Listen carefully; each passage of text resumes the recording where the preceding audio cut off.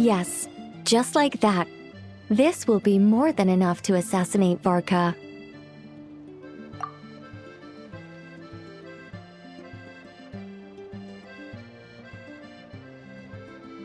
I'm going to assassinate Varka.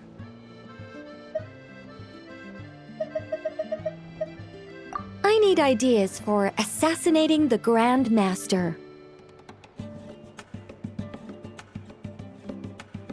I went over this with Alice a long while ago.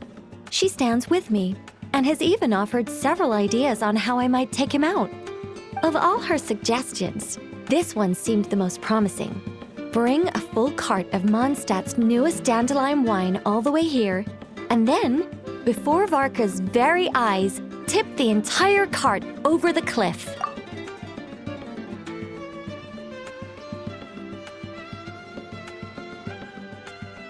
Perhaps the monumental, overwhelming grief will make him collapse, or go drown himself in whatever other wine he can find. That doesn't sound like it'll work. Wait, no! Don't even think about doing something so horrible. When writing a novel, the author, naturally, seeks to be as extravagant as possible, especially when writing detective novels. If the opening lacks a striking turn, how is the rest of the plot meant to unfold? Alas, this will be my final attempt at writing detective novels. Oh, I suppose they call them crime novels in Inazuma. In any case, they all tell of crime. There's hardly a meaningful distinction. I also discussed it with Barbie, but our novel writing sessions always evolve into crime planning sessions. Methods of crime and puzzles of deduction. We have explored plenty of those, yet the plot would not advance. The Angel Killer case. Try as they might, the culprit remained elusive. The desperate detective rushed into the crowd, then shouted the revered names of the 4 great rulers at the sky.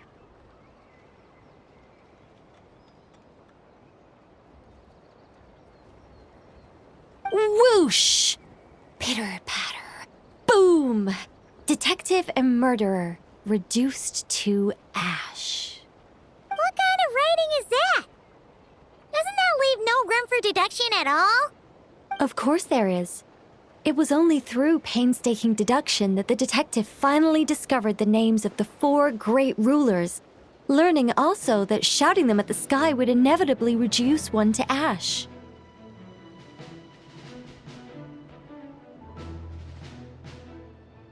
My point exactly. Simply deducing who the culprit is has become dreadfully unoriginal. The subject of one's deductions must be something more creative. I even thought of having a Seelie detective, an angel who, longing to become a detective, became a Seelie, and by some twist of fate, ended up as a detective's assistant. All Seelies love to guide people, so this one went about leading the detective from case to case. I found the idea rather interesting.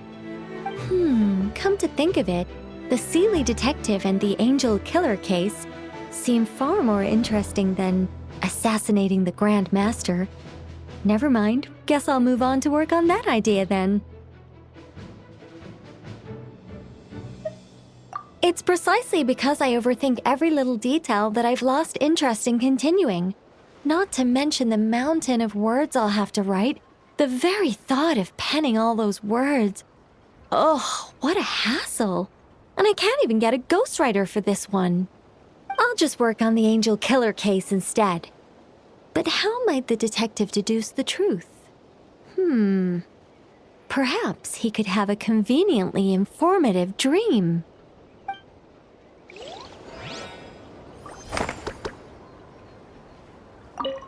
Seelie detective.